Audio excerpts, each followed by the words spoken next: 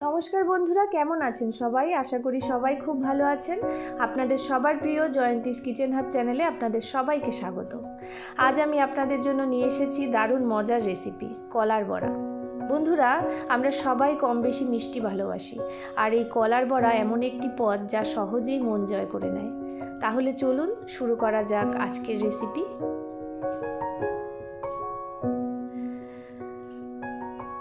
দেখুন, আমি একটি বাটিতে 4টে কলা খোসা ছাড়িয়ে নেব। বন্ধুরা, এই রেসিপিটি করার জন্য যদি মজে যাওয়া কলা ব্যবহার করেন তাহলে রেসিপিটির স্বাদ কিন্তু দ্বিগুণ বেড়ে যাবে। আমি এখানে যে 4টে কলা নিয়েছি সেগুলো খুব একটা মজে যায়নি, শুধু খোসায় কালো রং এসেছে, ভেতরে কিন্তু মোটামুটি খুব একটা মজে যায়নি। তবে নরম কলাই ব্যবহার করতে হবে, শক্ত কলায় রেসিপিটি খুব একটা ভালো হবে না। বন্ধুরা, এই কলার বড়া রেসিপিটি কিন্তু শুধু একটা মিষ্টি পদ নয়, এটা আমাদের সংস্কৃতির একটা অংশ। জন্মাষ্টমী, বিভিন্ন পার্বণে এর কদর কিন্তু সত্যি আলাদা মাত্রা এনে দেয়।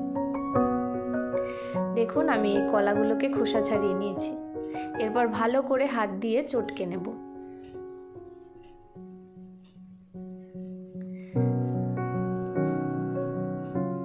এরপর এর মধ্যে দিয়ে দিলাম 1 বাটি ময়দা। যে বাটি মেপে ময়দা দিলাম সেই বাটিটি অর্ধেক বাটি দিয়ে দিলাম চিনি। এরপর ওই বাটি মেপে দিয়ে দেব অর্ধেক চালের গুঁড়ো।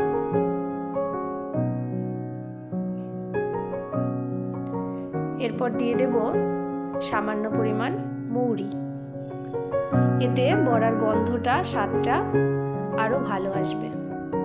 তবে বন্ধুরা, আপনারা এক্ষেত্রে নারকেল কোড়াও ব্যবহার করতে পারেন, এলাচের গুঁড়োও ব্যবহার করতে পারেন, এটা আপনাদের সম্পূর্ণ ব্যক্তিগত পছন্দ। এরপর সব উপকরণ দিয়ে কলাটাকে আমি ভালো করে এভাবে চটকে মেখে নেব। এই মাখাটা কিন্তু খুবই ইম্পর্ট্যান্ট, ভালো করে মাখতে হবে যাতে কোনো দানা ভাব না থাকে। দেখুন, আমার মাখা হয়ে গেছে। এরপর আমি এগুলোকে তেল গরম করে ভেজে নেব।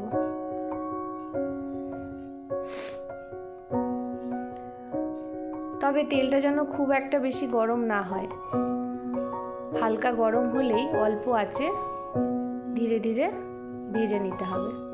ঠিক এইভাবে কলাগুলোকে দিয়ে আমি ভেজে নেব।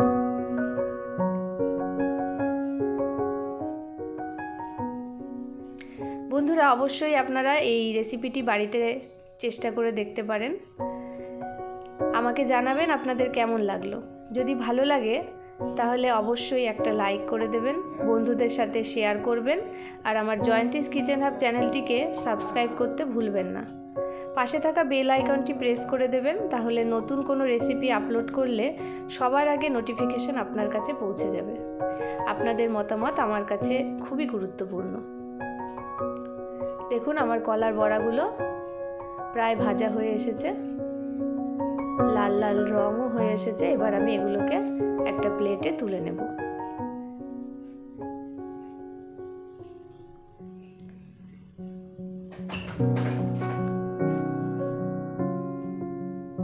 দেখুন, আমি প্লেটে তুলে নিলাম।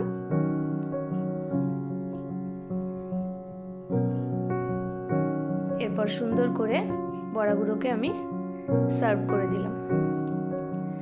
বন্ধুরা, আজ এই পর্যন্তই। আবার দেখা হবে নতুন কোনো রেসিপি নিয়ে। ততদিন পর্যন্ত আপনারা ভালো থাকুন, সুস্থ থাকুন, আর নতুন নতুন মুখরোচক খাবার উপভোগ করুন। আজ এই পর্যন্তই, ধন্যবাদ।